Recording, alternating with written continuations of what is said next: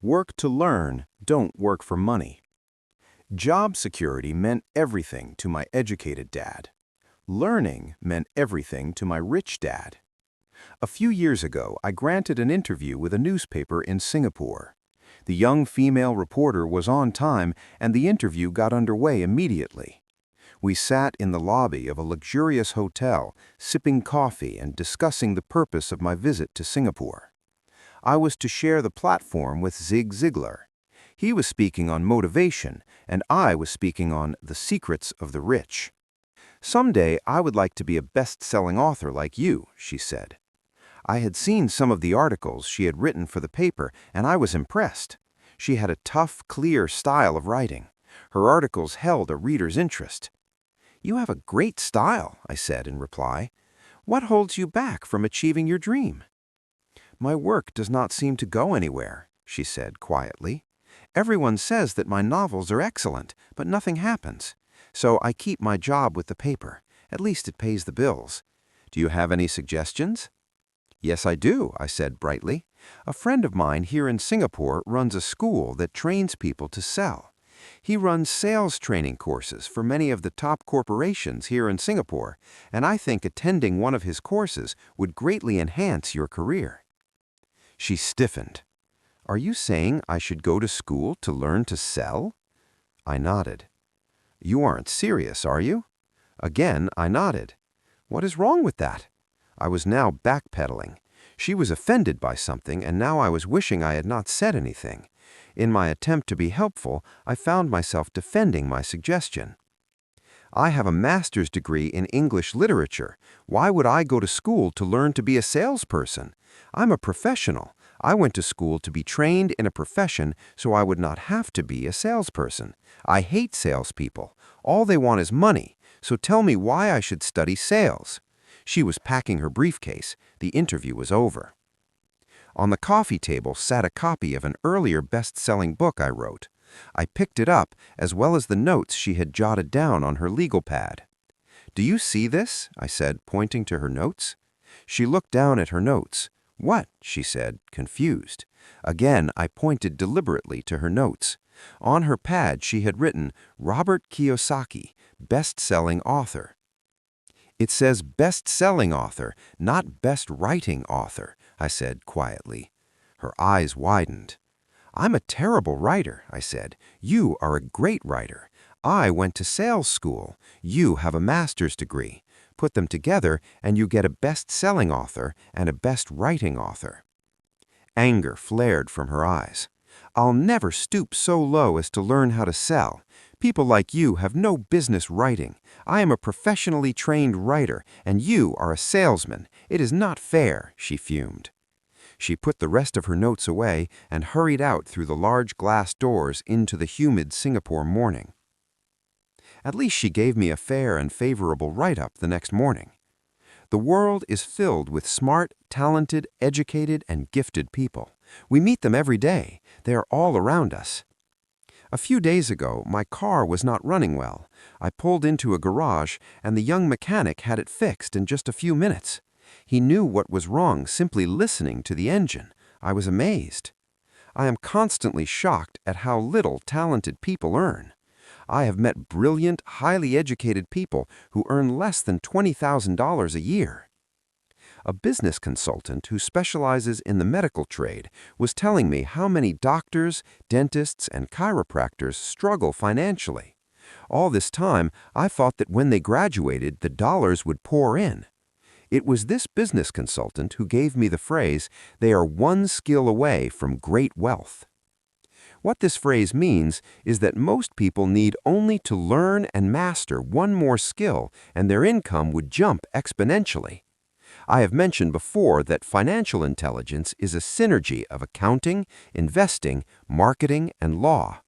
Combine those four technical skills, and making money with money is easier than most people would believe.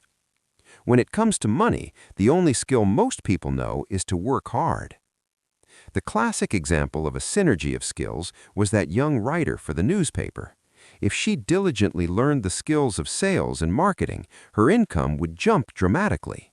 If I were her, I would take some courses in advertising copywriting as well as sales. Then, instead of working at the newspaper, I would seek a job at an advertising agency.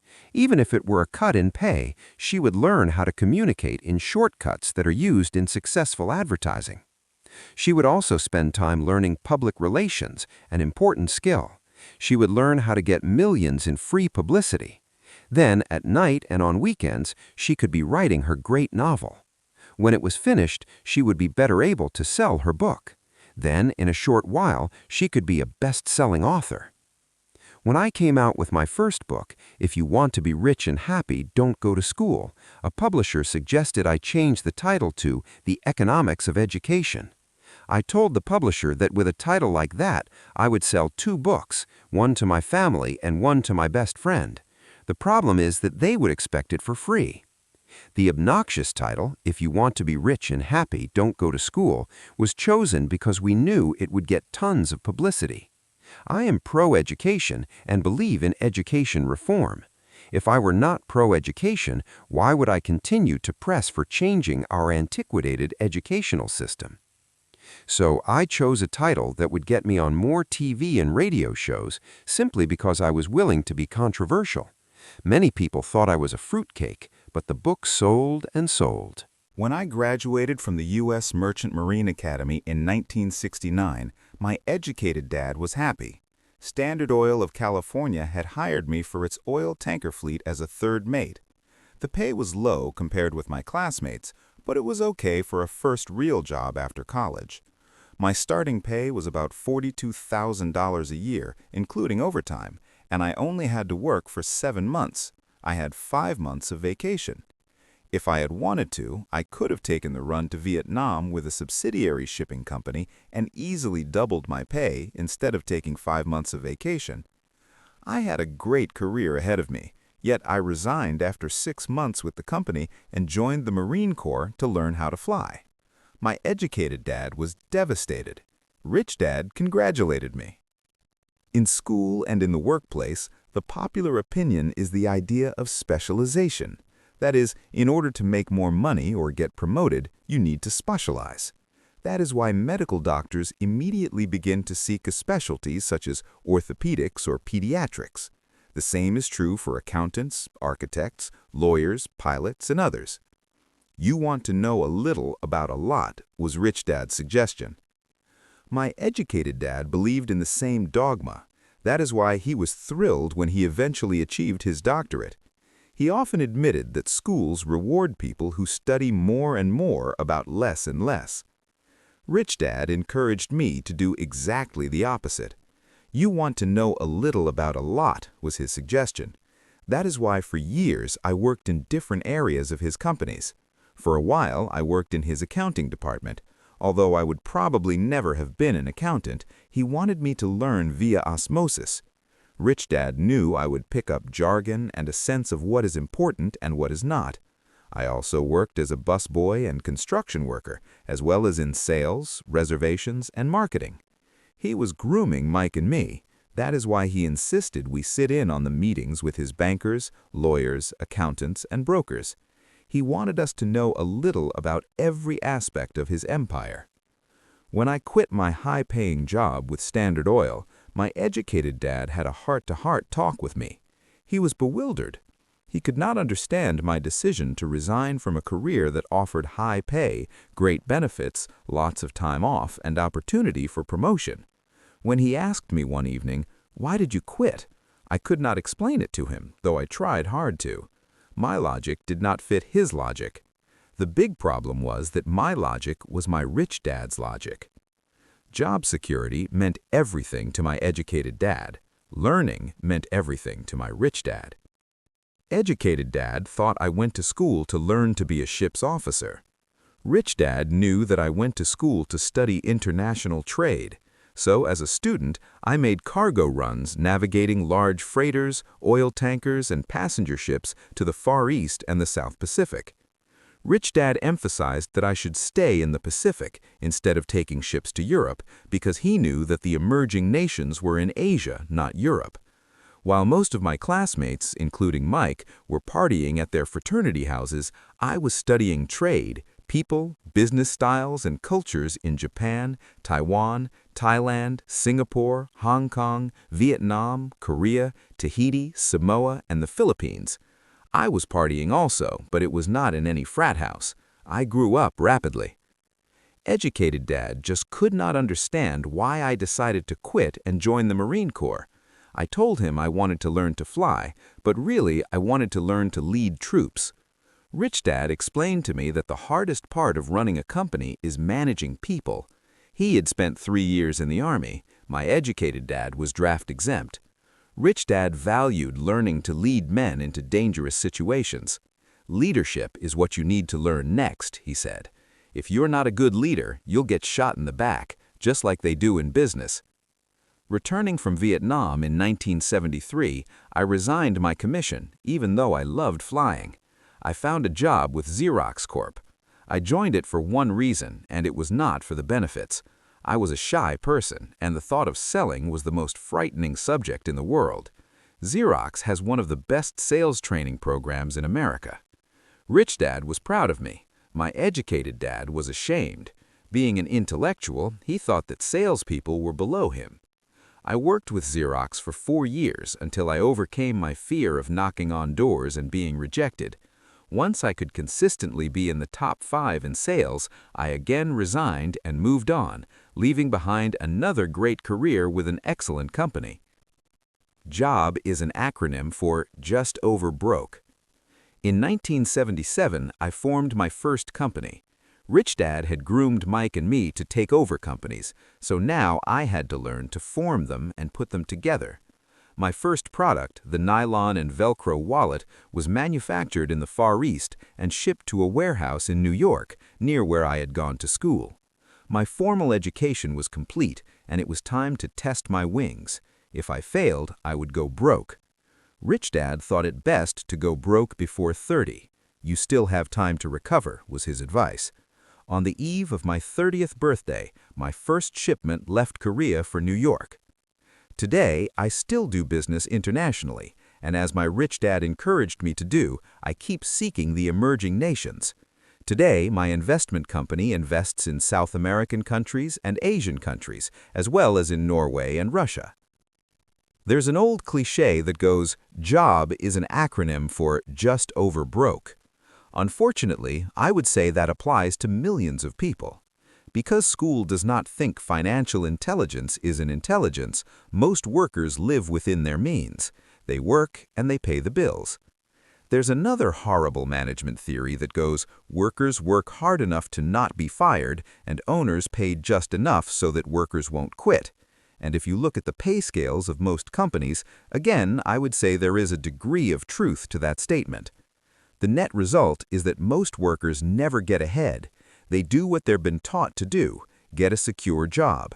Most workers focus on working for pay and benefits that reward them in the short term, but are often disastrous in the long run. Instead, I recommend to young people to seek work for what they will learn more than what they will earn. Look down the road at what skills they want to acquire before choosing a specific profession and before getting trapped in the rat race. Once people are trapped in the lifelong process of bill paying, they become like those little hamsters running around in those metal wheels. Their little furry legs are spinning furiously, the wheel is turning furiously, but come tomorrow morning, they'll still be in the same cage. Great job. In the movie Jerry Maguire, starring Tom Cruise, there are many great one-liners. Probably the most memorable is, "Show me the money." But there is one line I thought most truthful. It comes from the scene where Tom Cruise is leaving the firm. He has just been fired, and he is asking the entire company, "Who wants to come with me?" And the whole place is silent and frozen. Only one woman speaks up and says, "I'd like to, but I'm due for a promotion in 3 months." That statement is probably the most truthful statement in the whole movie. It is the type of statement that people use to keep themselves busy, working away to pay bills. I know my educated dad looked forward to his pay raise every year, and every year he was disappointed, so he would go back to school to earn more qualifications so he could get another raise. Then once again there would be another disappointment. The question I often ask people is, where is this daily activity taking you? Just like the little hamster, I wonder if people look at where their hard work is taking them. What does the future hold? In his book, The Retirement Myth, Craig C. Carpel writes, I visited the headquarters of a major national pension consulting firm and met with managing director who specializes in designing lush retirement plans for top management. When I asked her what people who don't have corner offices will be able to expect in way of pension income, she said with a confident smile, the silver bullet. What, I asked, is the silver bullet? She shrugged and said, if baby boomers discover they don't have enough money to live on when they're older, they can always blow their brains out. Carpel goes on to explain the difference between the old defined benefit retirement plans and the new 401k plans that are riskier. It is not a pretty picture for most people working today. And that's just for retirement. Add medical fees and long-term nursing home care, and the picture is frightening. Already, many hospitals in countries with socialized medicine need to make tough decisions such as who will live and who will die. They make those decisions purely on how much money they have and how old the patients are. If the patient is old, they often will give the medical care to someone younger. The older, poor patient gets put to the back of the line. Just as the rich can afford better education, the rich will be able to keep themselves alive, while those who have little wealth will die. So I wonder, are workers looking into the future or just until their next paycheck, never questioning where they are headed? When I speak to adults who want to earn more money, I always recommend the same thing. I suggest taking a long view of their life. Instead of simply working for the money and security, which I admit are important, I suggest they take a second job that will teach them a second skill. Often I recommend joining a network marketing company, also called multi-level marketing, if they want to learn sales skills. Some of these companies have excellent training programs that help people get over their fear of failure and rejection, which are the main reasons people are unsuccessful. Education is more valuable than money in the long run. When I offer this suggestion, I often hear in response, "Oh, that is too much hassle," or "I only want to do what I'm interested in." If they say it's too much of a hassle, I ask, so you would rather work all your life giving 50% of what you earn to the government? If they tell me I only do what I am interested in, I say, I'm not interested in going to the gym, but I go because I want to feel better and live longer. Unfortunately, there is some truth to the old statement, you can't teach an old dog new tricks. Unless a person is used to changing, it's hard to change. But for those of you who might be on the fence when it comes to the idea of working to learn something new, I offer this word of encouragement. Life is much like going to the gym. The most painful part is deciding to go.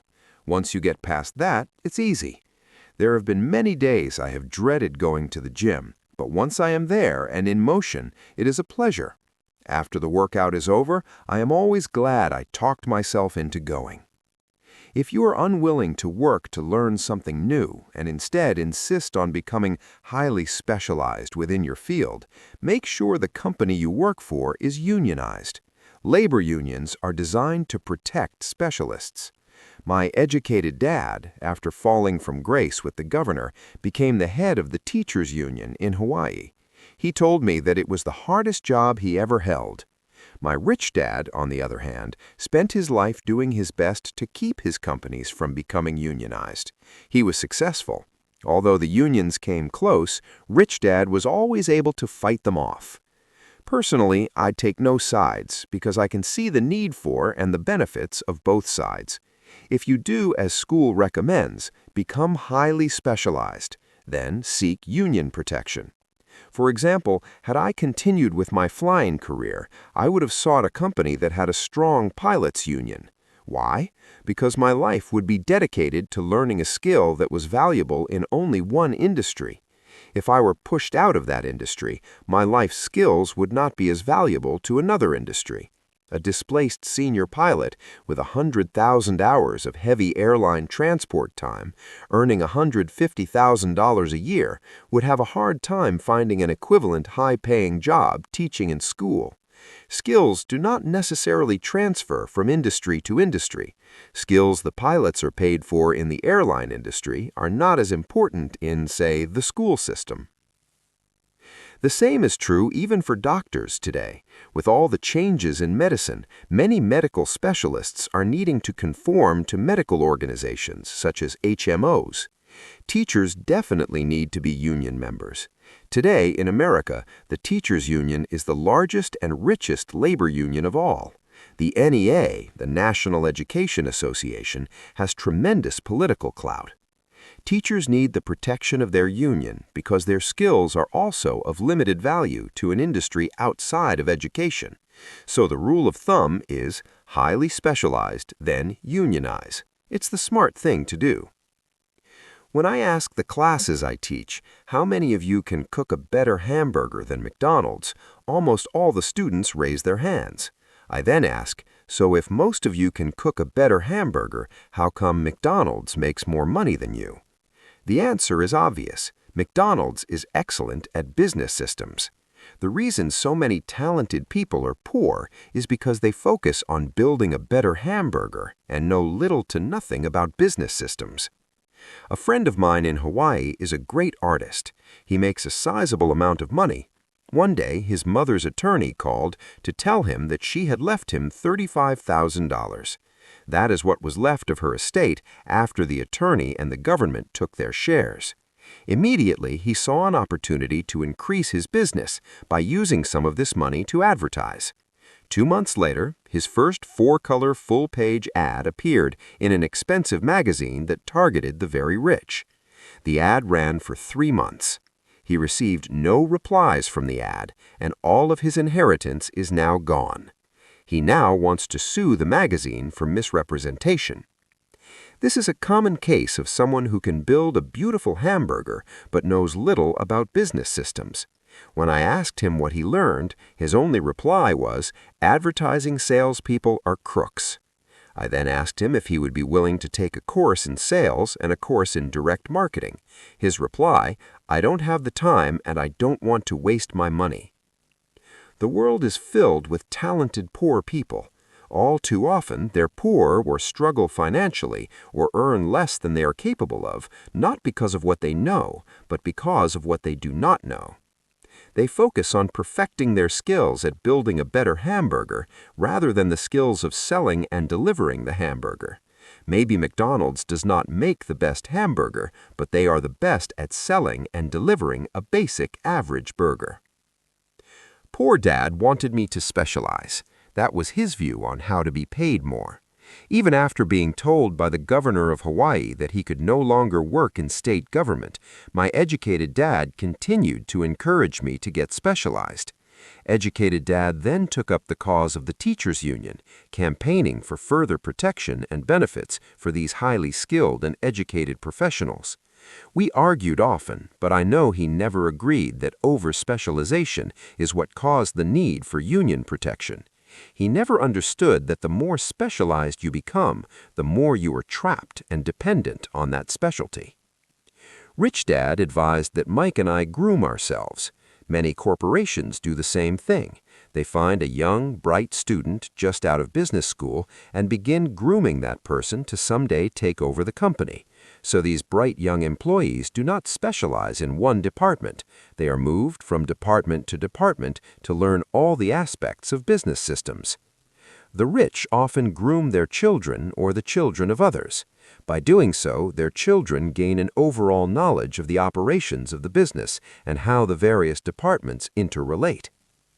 For the World War II generation, it was considered bad to skip from company to company. Today, it's considered smart. Since people will skip from company to company rather than seek greater specialization in skills, why not seek to learn more than to earn? In the short term, it may earn you less, but it will pay dividends in the long term. The main management skills needed for success are management of cash flow, management of systems, and management of people. The most important specialized skills are sales and marketing. The ability to sell, to communicate to another human being, be it a customer, employee, boss, spouse, or child, is the base skill of personal success. Communication skills such as writing, speaking, and negotiating are crucial to a life of success. These are skills I work on constantly, attending courses or buying educational resources to expand my knowledge. As I have mentioned, my educated dad worked harder and harder the more competent he became. He also became more trapped the more specialized he got. Although his salary went up, his choices diminished. Soon after he was locked out of government work, he found out how vulnerable he really was professionally. It's like professional athletes who suddenly are injured or are too old to play. Their once high-paying position is gone, and they have limited skills to fall back on. I think that is why my educated dad sided so much with the unions after that. He realized how much a union would have benefited him. Rich Dad encouraged Mike and I to know a little of a lot.